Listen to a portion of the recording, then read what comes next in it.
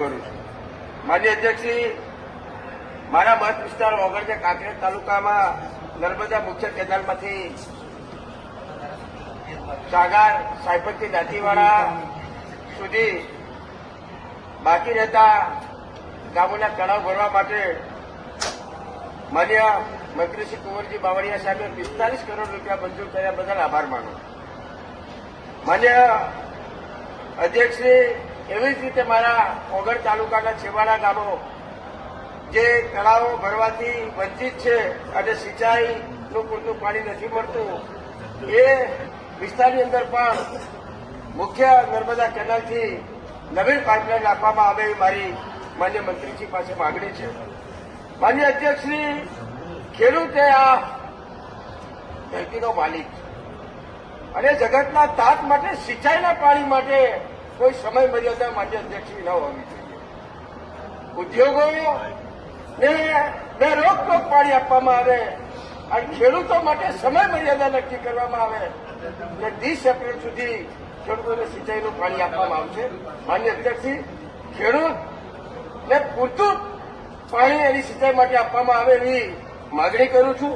માન્ય અધ્યક્ષશ્રી, નર્મદાની વિશેષ વિવિધ કેનાલોમાં મેન્ટેનન્સ માટે ખૂબ જ મોટી રકમ ફાળવવામાં આવે છે અને માન્ય અધ્યક્ષશ્રી, આ મેન્ટેનન્સની કામગીરી એની ચકાસણી સમય પૂરે ન થવાના કારણે ક્યાંક ને ક્યાંક કેનાલોમાં ગાબડા પડે છે અને ગાબડા પડવાના કારણે ખેડૂતોનો ઉભો પાક બગડી જાય છે, ખેડૂતને મોટું નુકસાન થાય છે।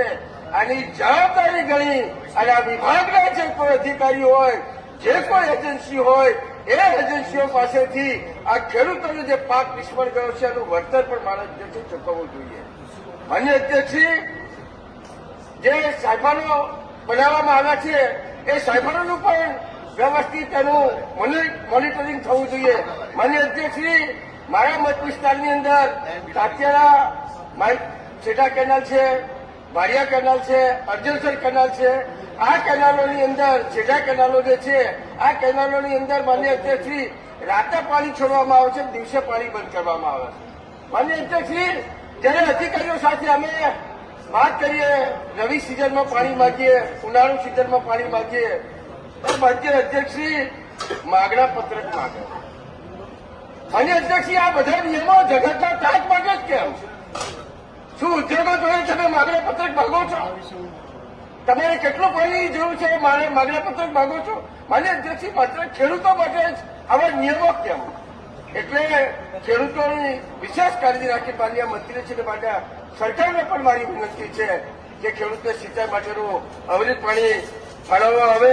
માન્ય અધ્યક્ષશ્રી, બનાસકાંઠા જિલ્લાના અમીરગઢ, દાંતા, વડગામ, પાલનપુર જેવા તાલુકાઓની અંદર પણ લઘુ સિંચાઈના જે ડેમો ખાલી છે, ડેમોમાં પાણી ભરવામાં આવે। માન્ય અધ્યક્ષશ્રી, સાથે સાથે બનાસ નદી એ વિશાળ પાટ ધરાવવામાં આવે છે અને સાહેબ રિચાર્જિંગ નદી છે। કદાચ આખા ગુજરાતની અંદર સૌથી વધુ જો કોઈ રિચાર્જિંગ નદી હોય તો માન્ય અધ્યક્ષશ્રી એ બનાસ નદી છે અને બનાસ નદીની અંદર સમયાંતરે ચેકડેમ બનાવવામાં આવે તો માન્ય અધ્યક્ષશ્રી બનાસકાંઠા જિલ્લાનો ખેડૂત રાજીને આર્થિક મજબૂત થશે અને મજબૂત થશે। માન્ય અધ્યક્ષશ્રી, જે તળાવો ઊંડા કરવામાં આવે છે એ તળાવો ઊંડા કરવા માટેના નિયમોમાં ક્યાંક ખેડૂત એના ખેતરમાં કંઈક બાકી રાખતો હોય તો માન્ય અધ્યક્ષશ્રી એને રોયલ્ટીનો દંડ આપી અને એને રોકવામાં આવે છે। માન્ય અધ્યક્ષશ્રી, ખેડૂત એના ખેતરની અંદર જયારે કઈ તળાવ ખોદાતું અને માટી લઈ જતો હોય ત્યારે એના માટે પણ એવી કોઈ રોકટોક ન હોવી જોઈએ। માન્ય અધ્યક્ષશ્રી, આ તળાવ ભરવાની જે નીતિઓ છે એ નીતિઓનો તાત્કાલિક અમલ કરવામાં આવે। માન્ય અધ્યક્ષશ્રી, કેટલાક વિસ્તારોની અંદર જે ચેકડેમો કાર્યરત છે, માન્ય અધ્યક્ષશ્રી, ચેકડેમોની અંદર પણ બહુ જ મોટા પ્રમાણની અંદર ક્યાંય ગુણવત્તા જણાતી નથી અને વરસાદનું પાણી વધુ આવવાથી ચેકડેમો તૂટી જાય એવા બનાવો પણ માન્ય અધ્યક્ષશ્રી બને છે। માન્ય અધ્યક્ષશ્રી, પીવાના પાણી જે ગામડાઓની અંદર છે માન્ય એ અધ્યક્ષીય પીવાનું પાણી છે એ ગામડાઓની અંદર ક્ષારનું પ્રમાણ વધારે હોવાથી માન્ય અધ્યક્ષી એનું સમયસર ચેકિંગ કરવામાં આવે. ગામડાઓની અંદર અત્યારે પાણીજન્ય રોગો ખૂબ મોટા થઈ રહ્યા છે અને એમાં પથરીના પેશન્ટો ખૂબ વધી રહ્યા છે ત્યારે સમયાંતરે આમાંનું પાણી પણ જે